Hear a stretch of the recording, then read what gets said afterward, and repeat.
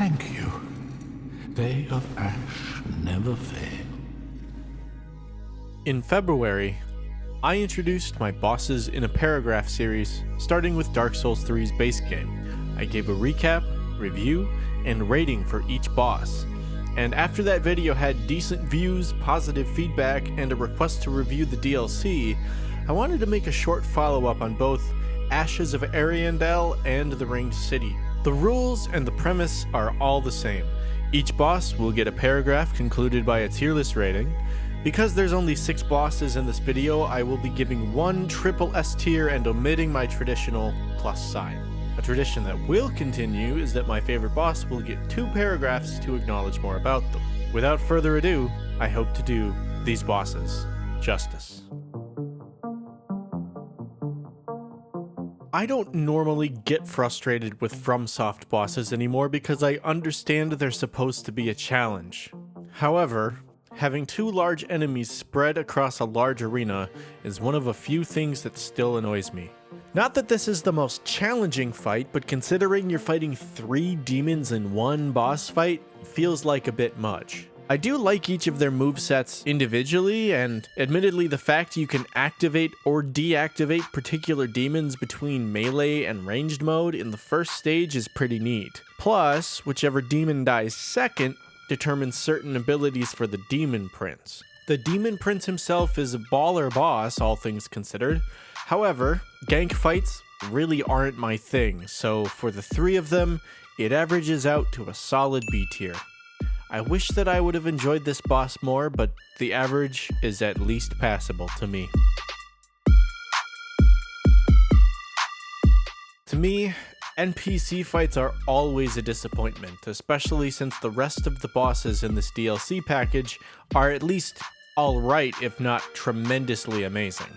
Not too much really to say about Halflight, though I wish that you could fight the giant Argo who summons them instead. The specific miracles they use are neat, but that's about it. Overall, I'm giving this fight a D tier. The only reason it's not an F tier is because it isn't the Ancient Wyvern.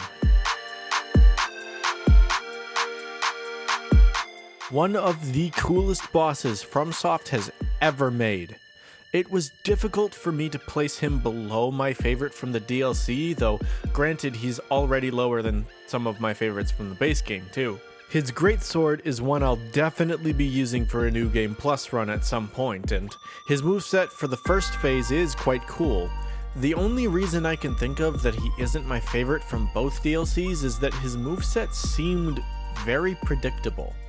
His second phase is less so, but it felt like I could see his moves before he'd even shown them. However, in spite of that, I'd still put him over most bosses that I've faced in FromSoft for presentation, voice acting, and his dynamic moveset. Overall, I'm giving this boss an S tier. This was definitely my favorite boss in the Ringed City DLC. My initial opinion of this boss was skewed from being on edge all day and the fact that Gael was already the peak for me. That said, in watching back footage, I noticed that he's more of a spectacle than I first perceived. His flame attacks were less bothersome once I figured out how to avoid them. His white laser is definitely an inspiration for Placidus Axe's double laser attack from Elden Ring, and while I had some boss blindness and couldn't figure out everything, his moveset doesn't seem egregious in hindsight. My only really outstanding and continuing frustration is the camera work in this fight, considering how fast it chooses to unlock. Overall, I'm going to give this boss an A tier. If it weren't for the camera work, this boss would definitely be S tier and is likely my second favorite dragon fight in FromSoft. One of the 2 Ashes of Ariandel boss fights. Again, I'm always disappointed by NPC fights. The wolf is also not that impressive to me, as there are great wolves earlier in the area and there isn't much more to this enemy. Not an unfair boss, but a disappointing one. Overall, I'll be giving this one a D tier because it's still not the Ancient Wyvern. The second and final boss of the Ariandel DLC, I found myself saying, wow, ow, wow, ow, wow, ow, over and over again, making them worthy of 2 paragraphs. This boss is not unfair, but is still a step up from even the Soul of Cinder and the Nameless King in terms of difficulty. Her Frost Scythe is quite stylish. Her fast attacks, frost waves, leaping strikes, and one of the toughest Souls mechanics a boss fight has used, invisibility, is really cool. You can still see her when you're close to her. Strangely, this was actually the only instance I could consistently land heavy attacks against her. Otherwise, staggering her with light attacks was my strategy. Her second stage is pretty cinematic and is actually easier than the first. I'm not a big fan of gank fights, but I've come to like this one more than most others I've played. Plus, her third stage makes up for this anyway, especially since I had already found myself saying, man, I wish I could just fight a second phase of Friede. I am somewhat annoyed to go through the weaker second stage each time to get to it, but with how good it is, she's worth it. It's both visually impressive and difficult while remaining fair. Black Flame Friede is one of my favorite phases in Souls so far. Overall, I'm going to give her my triple S tier. I am super happy to have experienced this boss fight, and I'm so glad that I finally played through both packages of the DLC. While this video is focusing on the DLC, I wanted to make a definitive conclusion to this game. After 3 full playthroughs of the base game and once through both DLCs, a few opinions have changed. However, I have tried to stay loyal to my initial impressions and tier ratings with minimal changes. I will also be removing the plus from the Nameless King since this list is going to be numerical and more concrete. As usual, these are all my opinions. If you disagree, please respectfully let me know in the comments. I do delete negative comments since I would like this channel to be a safe space for conversation and an accepting place for different viewpoints. Without further ado, my boss rankings list is as follows.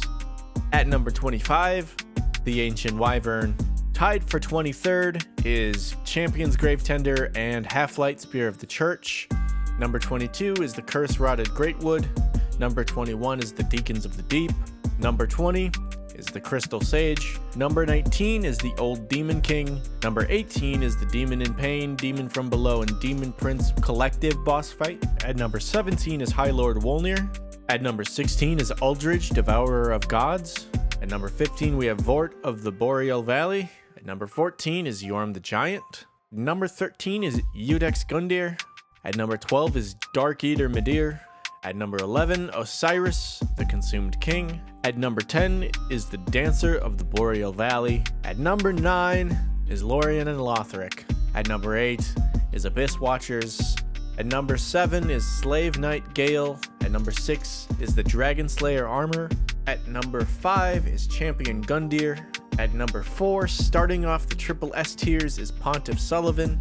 At number 3 is the Soul of Cinder.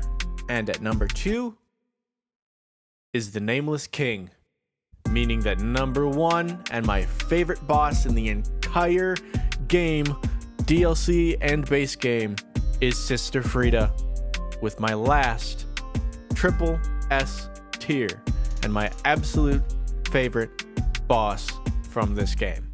So as always, I hope you enjoyed the list.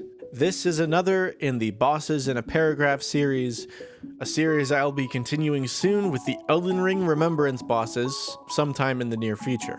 Thank you so much for sticking around to the end, so feel free to like the video and subscribe if you would like to stay tuned for more videos. As always, feel free to share your thoughts in the comments, and thank you for watching. I'll see you guys soon. Ashen One, hearest thou my voice still?